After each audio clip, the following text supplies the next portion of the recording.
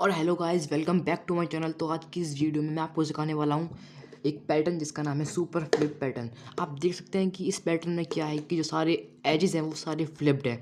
तो आप देख सकते हैं कि यहाँ पे जो यहाँ पे जो एज है वो ब्लू और वो है येलो जो कि फ्लिप्ड है।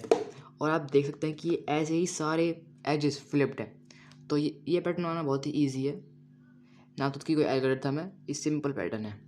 तो सबसे पहले मैं इस क्यूब को कर लेता हूँ सॉल्व।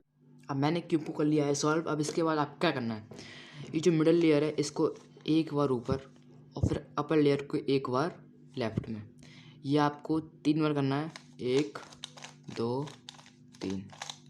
और फिर सिंपली आपको इस क्यूब को लेफ्ट साइड करना है और फिर इसको डाउन करना है। कैसे करना है, 1 2। फिर इसके बाद आपको फिर से वही करना है, 1 2 3 4। और फिर से आपको ऐसे ही करना है, लेफ्ट अप, 1 2 3 4। अब आप देख सकते हैं कि हमारा पैटर्न बन चुका है। ये वाला एज भी, ये वाला एज भी, सारे एज एकदम वो मतलब फ्लिप्ड हो चुके हैं। अब ये सॉल्व कैसे करते हैं, इसको सॉल्व करना बिल्कुल जैसे वैसा ही ऐसे बनाया था हमने।